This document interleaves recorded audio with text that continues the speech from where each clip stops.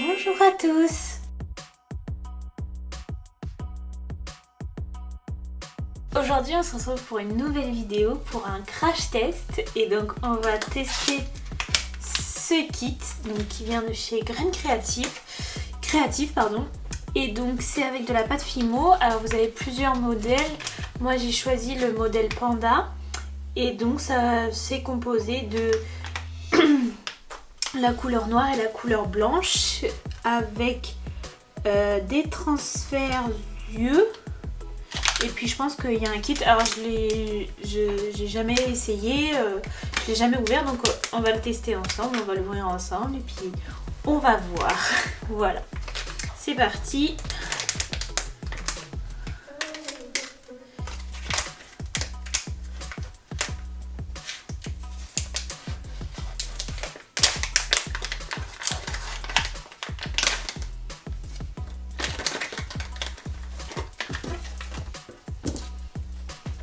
Donc là le kit, donc il y a de la pâte Fimo noire et blanche, alors des transferts yeux, il y a différentes tailles, donc ça veut dire probablement qu'on peut faire on peut faire plusieurs pandas. Et donc là du coup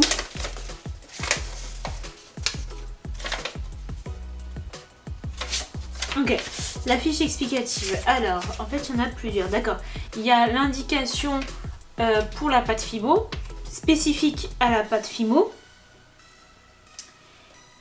Et ensuite, il y a le mode d'emploi pour faire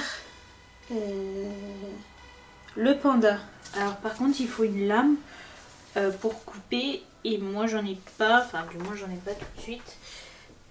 Du coup, je vais aller chercher un couteau, je pense. Voilà. Donc ça y est, j'ai pris le couteau et j'ai mis ma planche pour pas salir ma table. Et donc je vais commencer en suivant les indications. Donc je vais faire exactement tout ce qu'ils disent.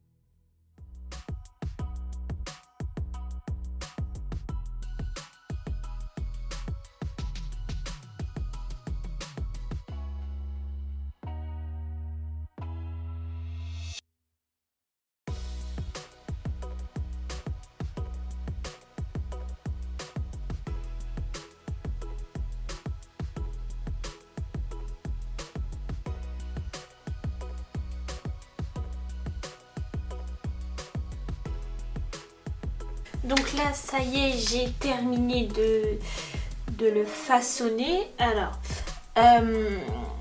j'ai juste un petit truc, c'est... En fait, il faut faire super attention, mais bon, ça c'est la pâte Fimo en général. Comme c'est du blanc, c'est assez compliqué de pas avoir de taches ou de petites saletés qui vont dedans. Bon, ensuite moi j'ai mis des gants parce que j'aime pas avoir l'aspect des doigts, enfin des empreintes. Donc j'ai mis des gants pour éviter d'avoir cet effet là. Et ensuite concernant le transfert des yeux, c'est très sympa, c'est très pratique. Par contre il faut juste faire attention. Moi par exemple je vous montrerai après, mais sur la surface il y avait des petits plis, donc du coup ça n'a pas adhéré. Bon, je saurai pour la prochaine fois. Et puis bon aussi j'ai touché sans faire exprès le nez. Mais ils le disent qu'il faut pas toucher le transfert tant que c'est pas sec et tant que c'est pas cuit, mais bon moi je l'ai fait sans faire exprès. Bon, mais sinon ça rend, c'est super facile à faire.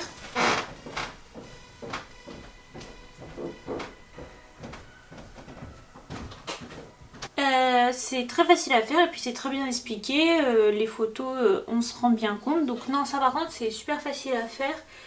Ils disent à partir de... Ils disent pas à partir de quel âge. Mais en tout cas c'est super facile à faire, super sympa. Donc là je vais le cuire et puis on revient juste après pour voir comment ça rend. Voilà. Donc ça y est, j'ai fait cuire et donc voilà ce que ça donne. Donc j'ai fait cuire 30 minutes à 110 degrés.